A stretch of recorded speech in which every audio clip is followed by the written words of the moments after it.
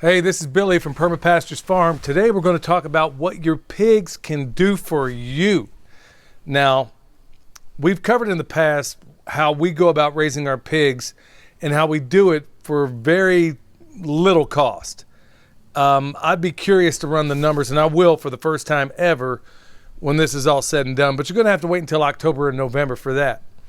But I want to give you some kind of scope of what you're able to do out there, especially at this time where a lot of people may be struggling to find food and feed, or to allocate money for food and feed for your animals that you may have.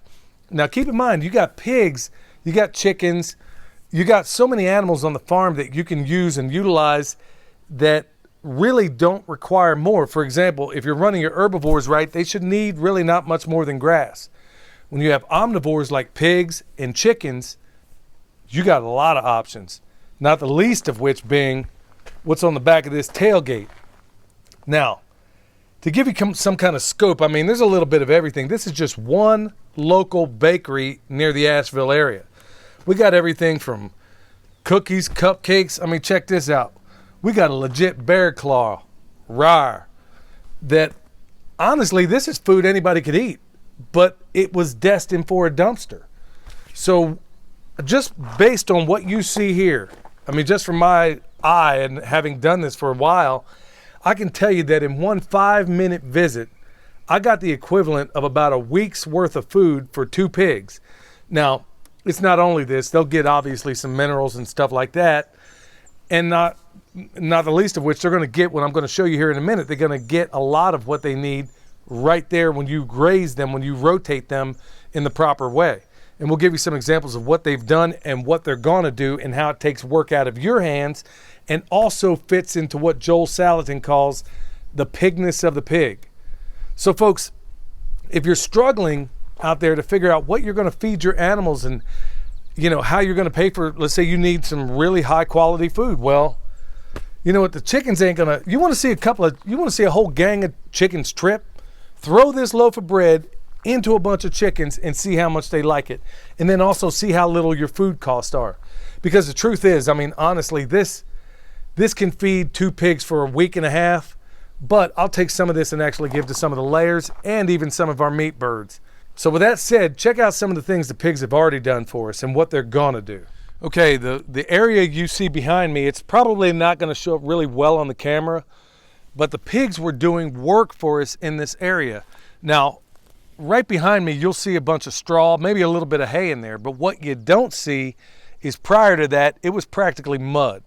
Now, there was a bunch of thicket back in there we didn't want, and the pigs will do that work for you. Now, there are some out there that will have an objection to that, saying, and frankly, I'm just not gonna deal with those people. I'm not even gonna address those people. But there are those that think it's some sort of slave labor to have your pigs actually go out there and do what pigs are designed and meant to do. They're meant to root. They're meant to do all this other things. Well, guess what? There was a lot of stuff in here in terms of trash that the people prior to us left in this area. And they've uncovered all this stuff. Everything from wire to, I think there's a chair over there, buckets that were buried in the ground, things that we would have never seen had we not ran the pigs through there first. So they can do that for you, have them go through that area and do a wonderful job of not only tilling that ground, but also exposing the things in there that maybe you don't want for other animals that may come through there. Now, additionally, the pigs they're going through there, they're getting all kinds of things out of the ground, things on the ground. We saw them eating every kind of a root imaginable. This tree was previously girdled. We had the sheep in here first. The tree was largely girdled, and how it's still alive, I don't know. Maybe we ought to leave it here. Maybe it was meant to stay because the pigs got in there. They were yanking out roots and everything else. They also take out that thicket that we don't want. Well, it opened up an opportunity, and this is where the hay and the straw comes in. Back behind me, we seeded in there things we actually want. So we're not competing with what Jeff Lawton calls unfriendly weed regimes. So we took out what we didn't want, let the pigs enact their pigness, and we put in or start the things that we do want. There's potatoes in there. There's a whole variety of things for not only us, we're probably not going to get into it, but the next rotation of pigs will. So this is the area that the pigs are now destined for. Now, if you look, You look at where I am, it's pretty well covered. There's a fence down below there that you can't even see. But to my benefit, it's a woven wire fence. And the pigs, they could get around it if they were really, really determined. But there is a lot of what's in here that they want. Now, I got two choices. This is a problem, clearly. I can't really do a whole lot with it. But in permaculture, we say the problem is the solution. Well, the solution is the pigs now have a playground. They also have a place where they can go out and get all the food that they want, that they can dig for. We're giving them an option to enact their pigness. So they're going to get out here, have a great time picking up all this ivy and all these things that we don't want. And actually, they're going to open it up the area to where I can access that woven wire fence down there. Now, that's going to unfold over a period of a couple of weeks, more than likely. Now, the area that we have a little makeshift hooch over for them. It's more of an experimental model. We'll see if it works. If it doesn't, then we can go back to something more classical. But ideally, we have two choices. Either we can get out here and physically do the work of uncovering that fence, which, believe me, with all that thicket, all that nasty stuff is no fun at all. Or we can let the pigs have a great time doing what they do. That's what's next.